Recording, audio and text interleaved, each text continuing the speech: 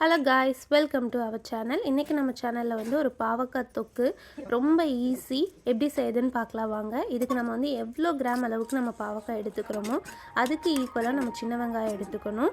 பாவக்காயை வந்து ஃபர்ஸ்ட்டே வந்து நம்ம தனியாக எண்ணெயில் வந்து நல்லா வணக்கிக்கிறோம். இன்னொரு சைடு வந்து தாளிப்பு பொருட்கள் எல்லாம் போட்டுட்டு நம்ம வெட்டி வச்சுருக்க வெங்காயத்தை வந்து சின்ன வெங்காயத்தை வந்து நல்லா வணக்கிக்கிறோம்.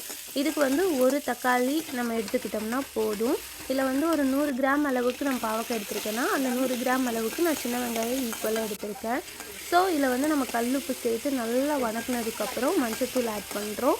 ஸோ இந்த வேக வச்சுருந்த அந்த பாவக்காயை வந்து இந்த மசாலா கூட நம்ம ஆட் பண்ணிக்கிறோம்.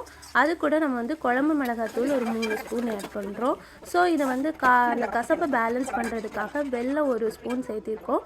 நல்லா தண்ணி விட்டு இந்த தண்ணியெல்லாம் வத்துற அளவுக்கு கொதிக்க வச்சோம்னா நமக்கு தொக்கு ரெடி ஆயிரும். இன்னொரு ரெசிபியில் பார்க்கலாம். ஓகே, பாய்.